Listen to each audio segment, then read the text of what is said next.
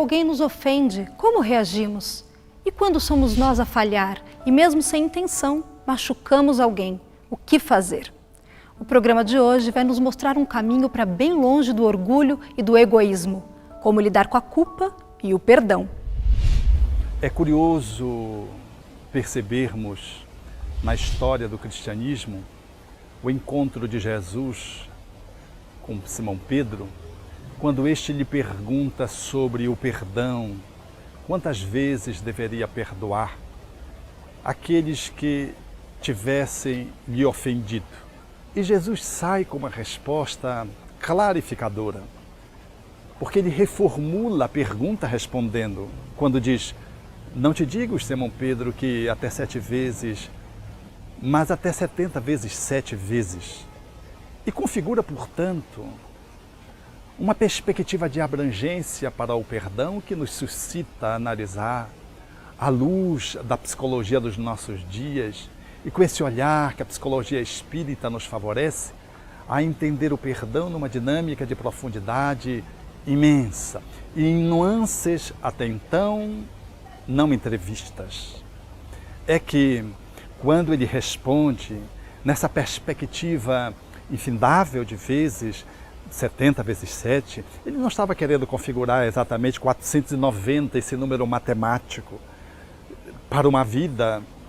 Ele estava querendo configurar de que Simão Pedro era capaz de errar 70 vezes 7 vezes, ou seja, incomparavelmente, Simão poderia falir muitas vezes, infinitas vezes. Parte do princípio que fomos criados simples, ignorantes, imperfeitos, criados para perfectibilidade. A gente vai ser perfeito, é só Deus, mas a gente vai chegando a um ponto de ter uma vida um pouco mais, vamos dizer, do âmbito dos erros serem um pouco mais minimizados.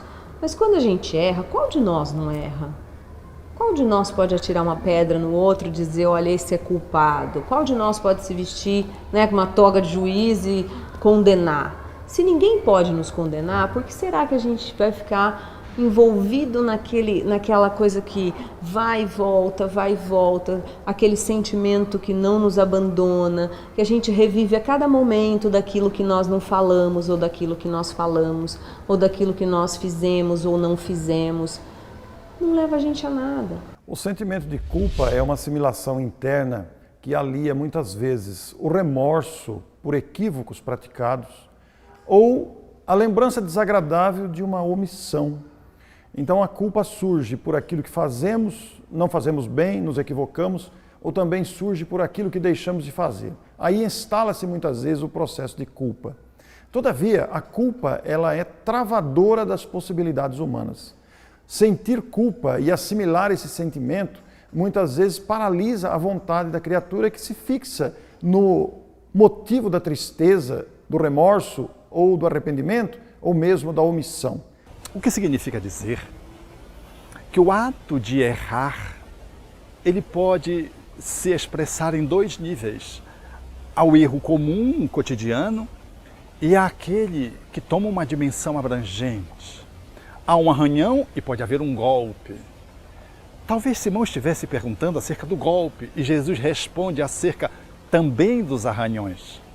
Em outras palavras, a culpa, ela representa um estado do espírito que vai sendo sinalizado para ajustar o passo. Quando você bate num copo e o copo escorrega o líquido para o colo de um amigo, que é seu interlocutor que almoça com você, é uma culpa. Você imediatamente pede desculpas.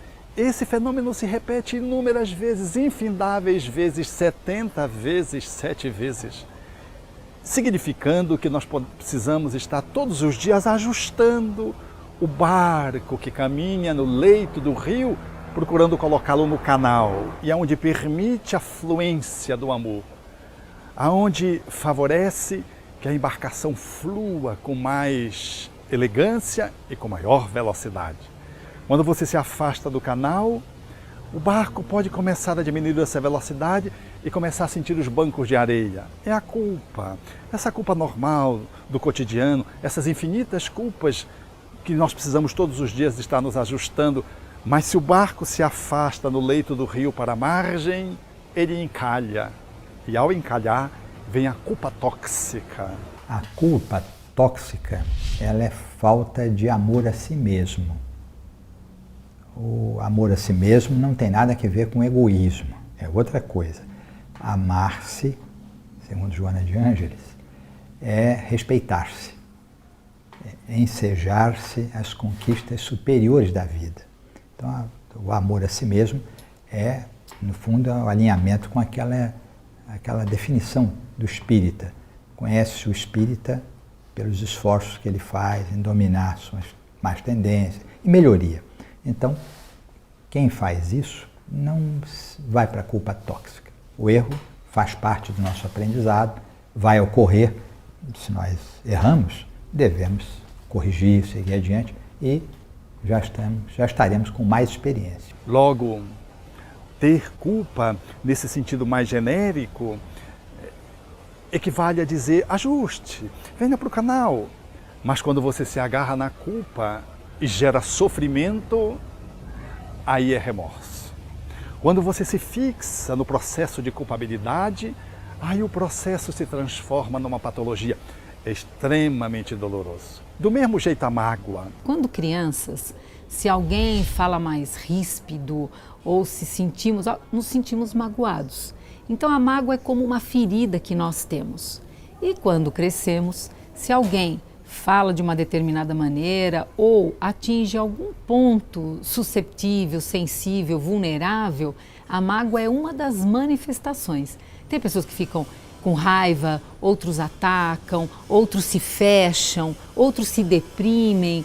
Então, a mágoa é uma das reações. Mas quando essa mágoa se aprofunda e se transforma em ressentimento, quando ela se afasta e se encalha na margem do rio, nós temos o rancor, nada desejável para a alma, profundamente negativo, que nos faz entrever a necessidade de olharmos-nos melhor, porque nosso barco está navegando agora de uma forma difícil, ou já não mais está conseguindo navegar. Está estacionado porque encalhou ou na culpa tóxica, no remorso, ou então numa mágoa a quem a pessoa se fixou, configurando o rancor, o ressentimento. Então, se eu me culpo de algo durante muito tempo e não trabalho isso, e não olho e não transformo, a autoculpa vira um remorso. No princípio, para que serve eu me sentir culpado? A culpa, ela é um sinalizador, é como um despertador.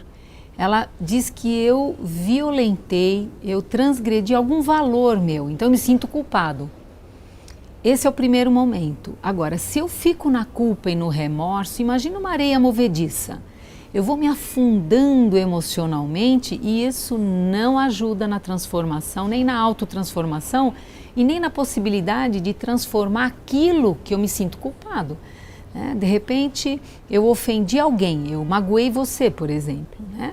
E aí eu me sinto culpado por isso. Poxa, isso é um alerta.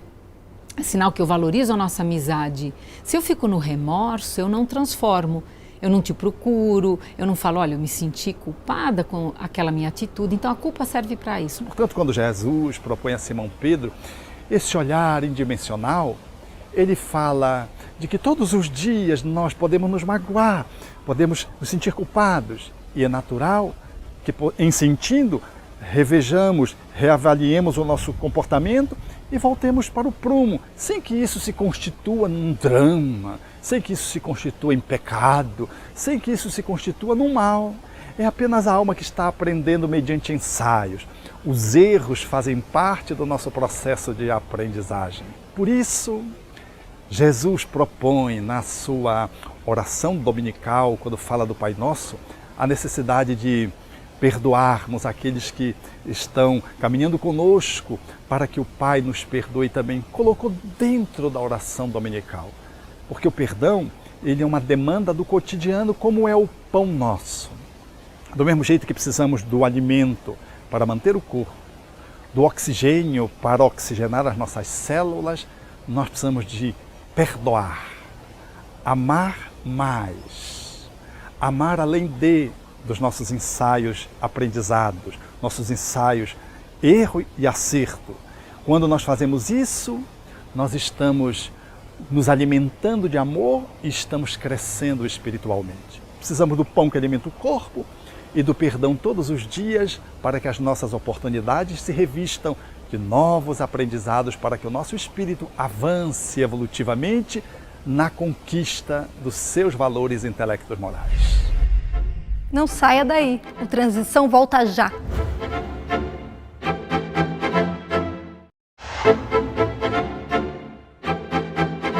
Através da perspectiva espírita, a culpa vira responsabilidade. O erro alheio vira oportunidade de aperfeiçoamento. Como aprender tais situações e seguir em frente?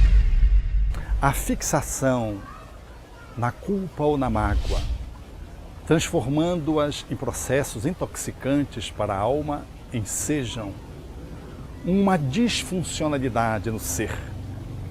Altera o comportamento, mas altera as emoções, altera o circuito psíquico, deságua nas dificuldades das relações sociais, repercute nas interações de natureza espiritual.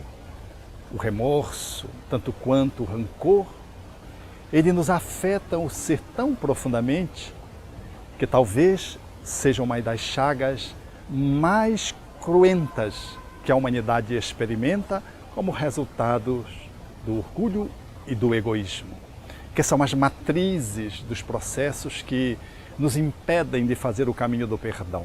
A culpa, ela é uma das principais causas das nossas doenças, porque a culpa é um sentimento que parte-se do princípio de que a gente se considera perfeito, então nós não podemos errar.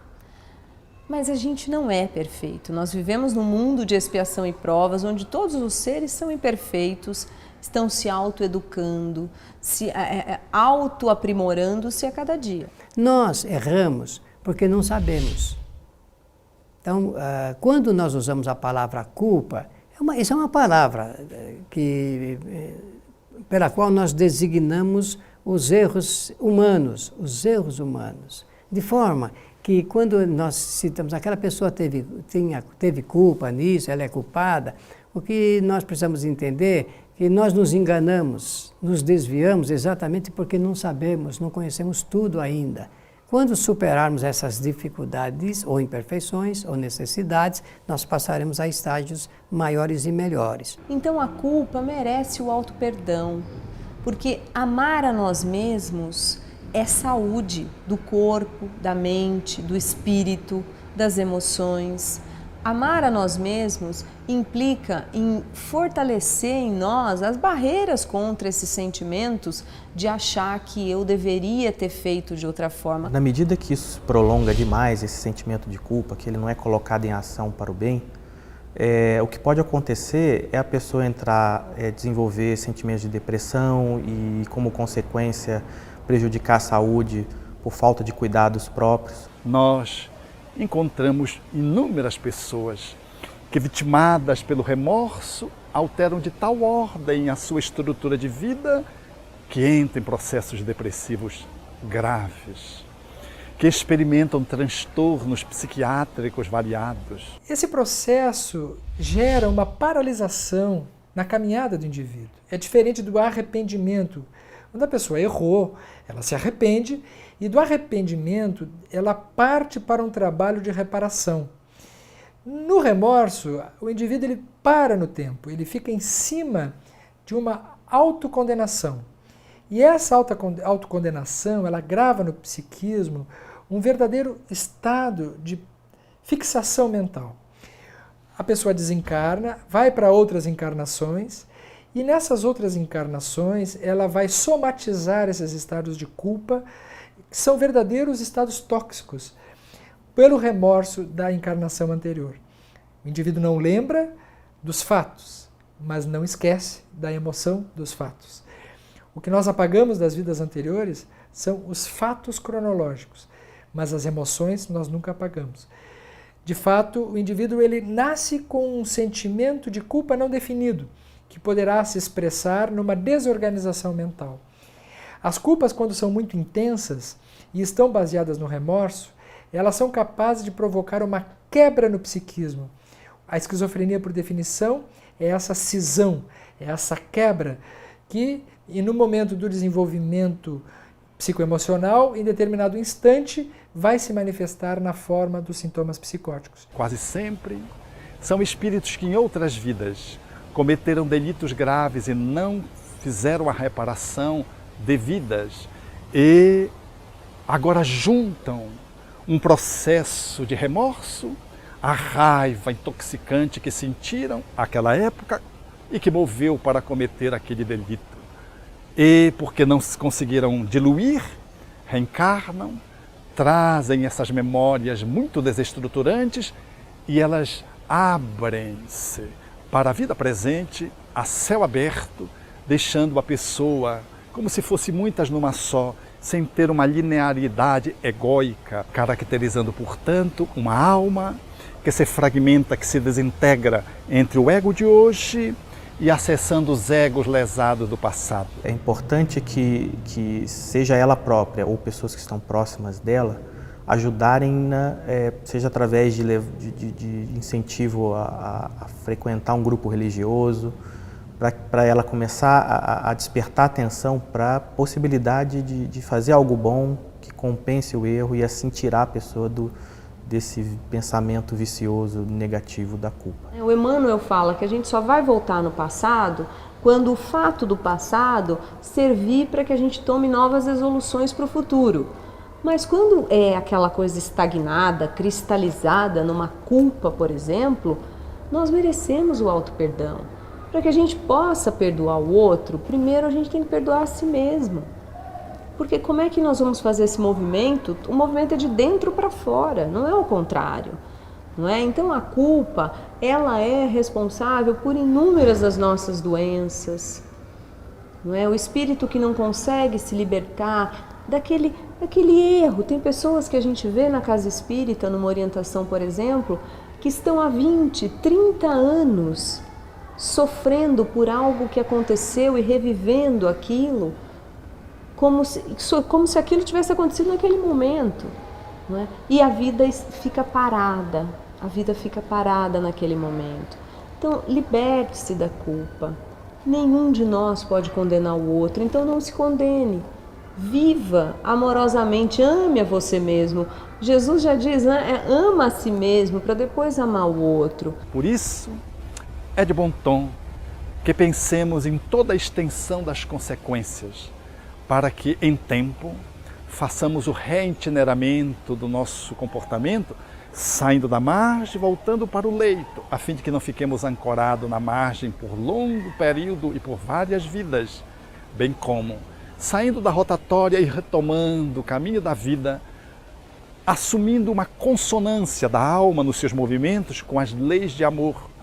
E pelo amor, pelo perdão ao outro, pelo perdão a si mesmo, conseguirmos fazer o movimento da superação, notadamente das mágoas e culpas mais extensas. A pessoa séria, responsável, com desejo realmente de reparar eventuais questões que foram realizadas atrás, ela vai entender que simplesmente todo mundo erra.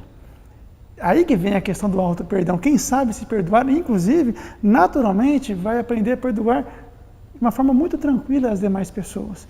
Então, quando se fala em arrependimento, a melhor forma de entendermos esse processo é o desejo de avançarmos, todos, sem exceção. O Transição volta já já.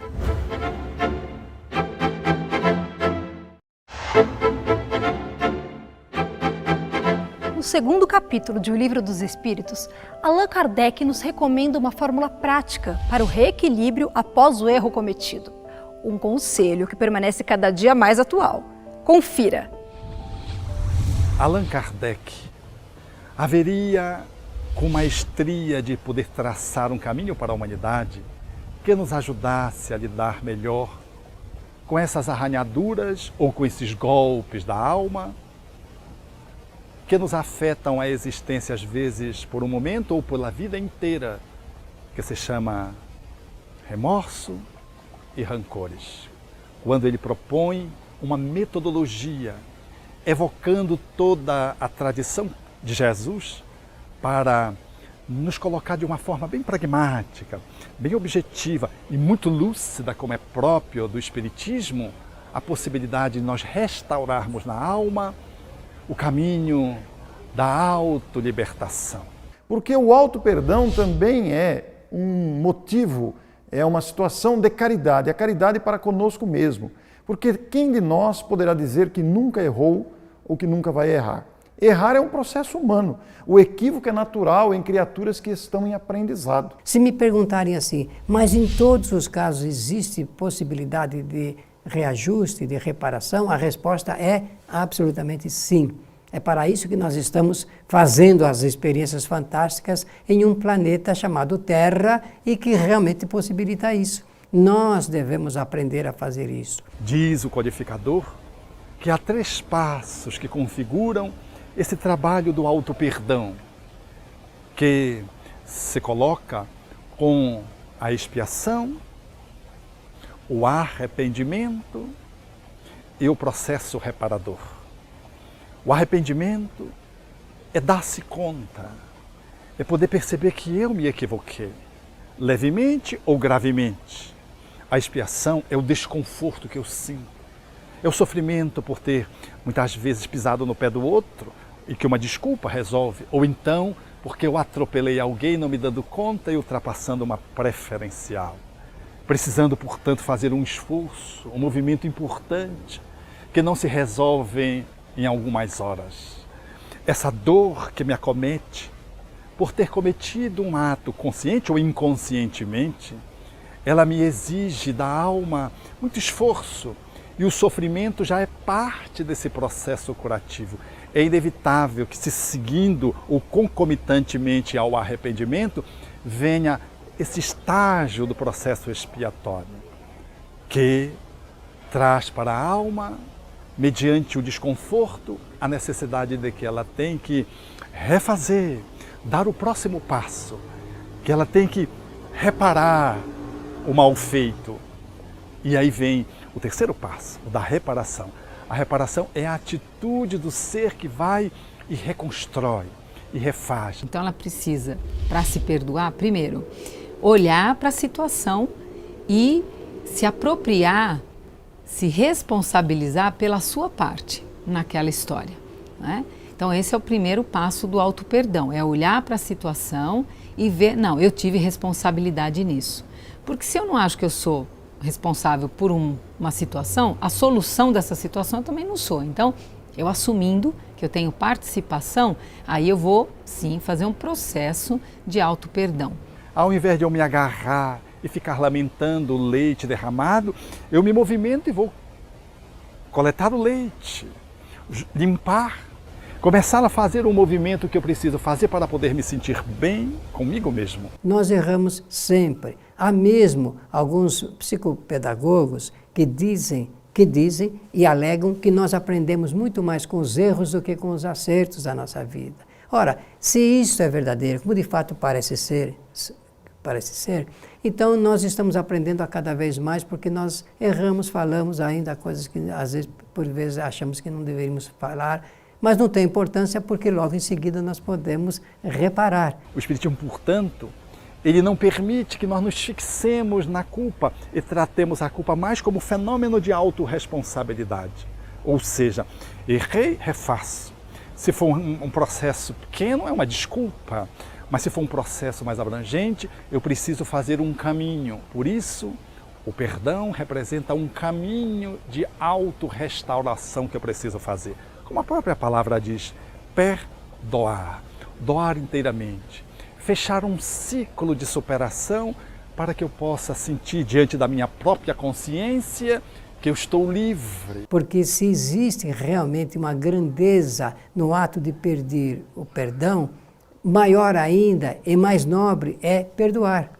É perdoar a si mesmo, saber perdoar a si mesmo e perdoar também o semelhante. Quando nós entramos nessa via, nessa estrada, aí passamos a compreender um pouco melhor os indicativos feitos por Jesus de Nazaré para que nós realmente nos aliviássemos de todas as nossas dores através desse sentimento que Ele é grandioso, que é maior. Por isso Jesus propôs ao seu tempo: reconcilia-te com teu adversário, mostrando a necessidade de nós nos auto-reconciliarmos para podermos fazer um movimento na direção do outro, enquanto estás a caminho com ele, para que o teu adversário não o entregue ao juiz, o juiz ou oficial de justiça, e o oficial de justiça te encerre na prisão e não sairás de lá até que pagues o último ceitil.